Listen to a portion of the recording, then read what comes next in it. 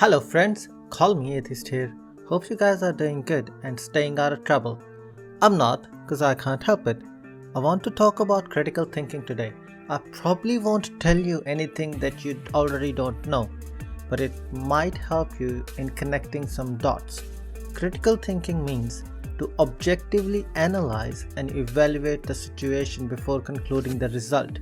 Things are not perfect, but realizing the risks before implementing your plan can help cover the maximum risk. How would you find the loopholes in your plans? The answer is by applying critical thinking.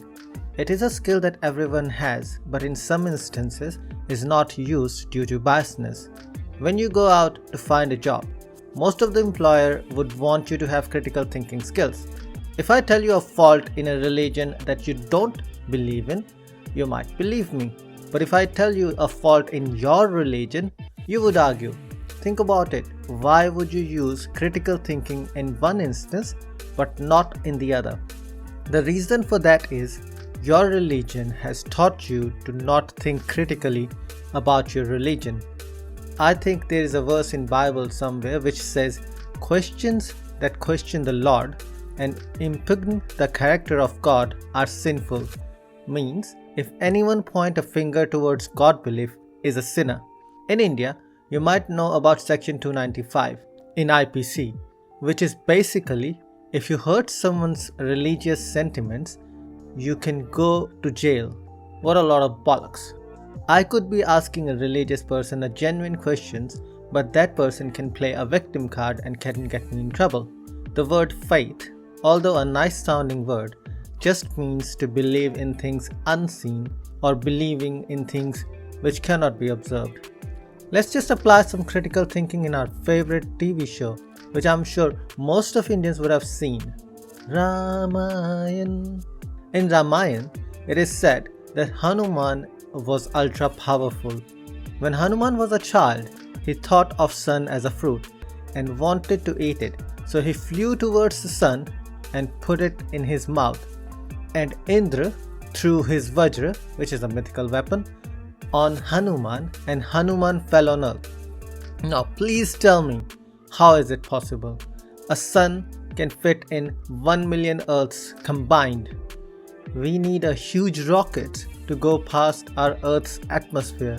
There's no oxygen to breathe outside of earth, and Hanuman flew to the sun and got so big that he could fit an entire sun in his mouth, and once hit, he shrank down enough to land back on earth.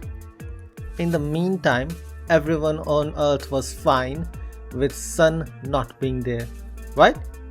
I won't think for you, but I'll let you think about it and just be honest with yourself if this thing is actually possible. There are countless other stories like this in Ramayan alone. And now people try and prove that Ramayan is true because some news channel said we could see the bridge from our satellites created by writing the name of Lord Ram on stone, and the stones could float on water. This is the bridge that was created to connect India and Sri Lanka. Just saying, I'm not drunk. This is what people actually believe to be true.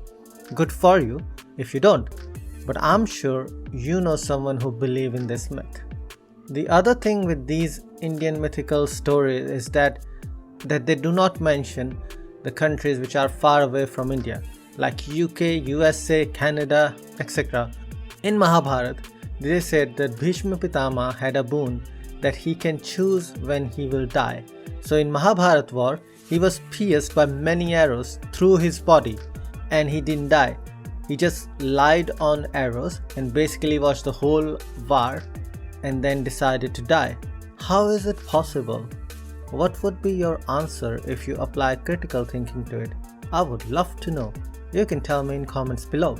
I'm sure your religion would have some unbelievable stories like this. Why don't you share it with me? The people who don't think critically get sucked into these self-styled godmen. I made a whole video about it. You can check it out on my channel. They preach things about the scriptures which were created long time ago, and most of them are no longer relevant. Just out of curiosity, would you call a person educated if they have just read the religious scriptures? Think critically about it. In fact, let us think and you can call me atheist.